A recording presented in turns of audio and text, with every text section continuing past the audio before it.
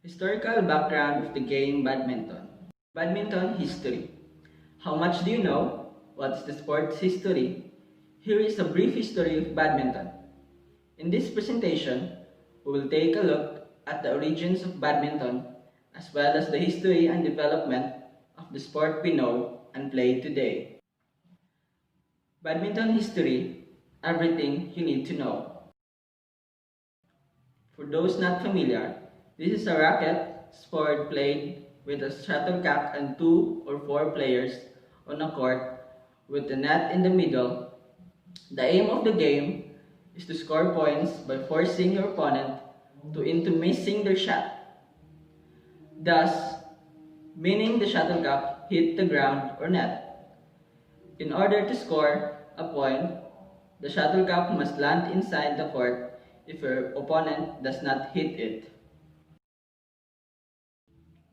The name badminton seemingly comes from the home of the Duke of Beaufort in the English country of Gloucestershire. His house on the estate was called Badminton House. The irony of this being the state is now better known for holding the badminton horse trials.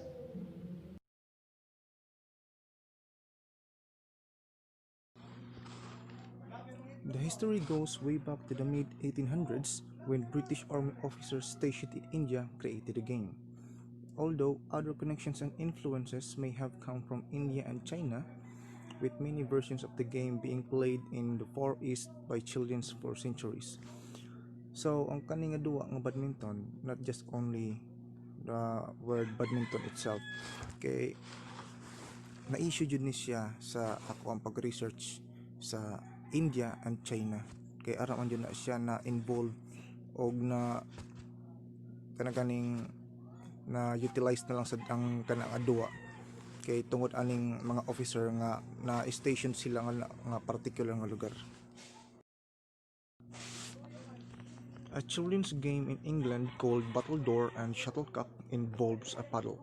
So ang kana siyang battledore is kanaganing kahoy jud na siya nga wala na siya net nga mo'y ibunal sa shuttlecock. Keeping a small feathered cork shuttlecock, ako na siya na-mention, in the air for as long as possible. This had become popular from medieval times.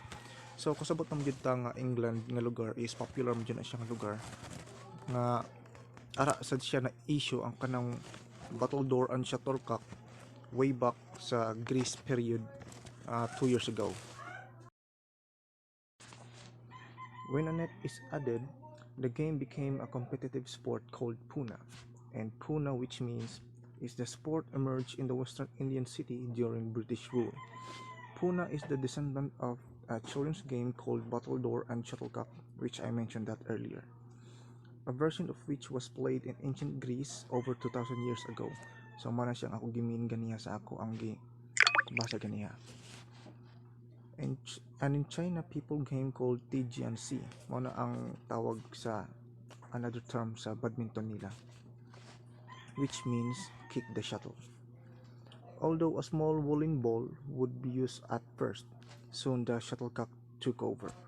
So ang sa una day, ang katong gigamit nila nga bula is kanang murag part sa lawn tennis, but naka-aim man ta sa badminton. So ang shuttlecock mao na ang gigamit karon sa badminton.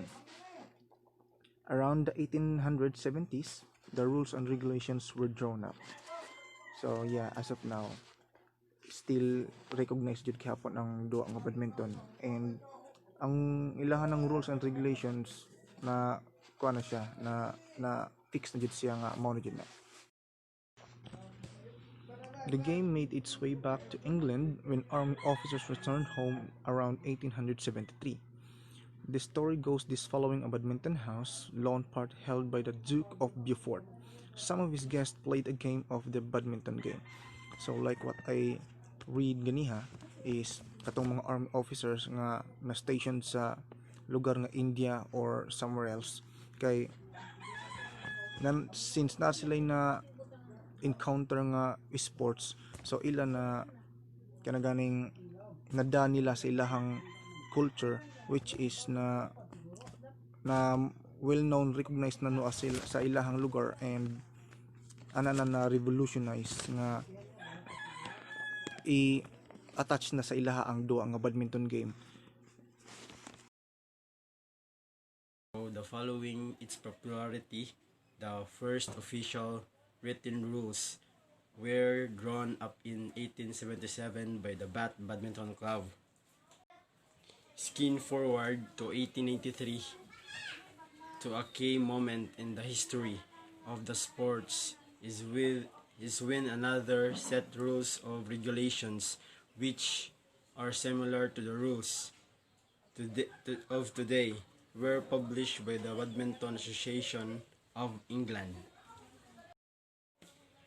In 1899, they created the All England Open Badminton Championships, the first official competition in the world.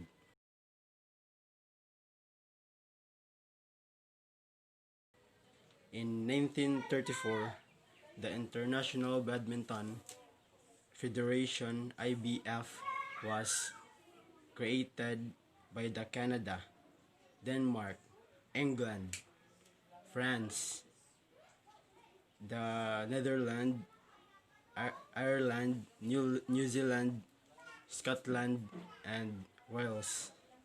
India joined as an officiate 2 years later in 1936. Is badminton an Olympic sport? Yes, it becomes an Olympic sport in 1992 Barcelona Games, having an exhibition sport in 1972 Munich Games and 1988 Seoul Games. In 2006, all its member 176 voted to change their name as Badminton World Federation. Is badminton a sport? Yes, it is. What is the origin of badminton? Well, you could say India, but for the game we know, and today we would learn towards England. For instance, both countries contributed badminton's origin.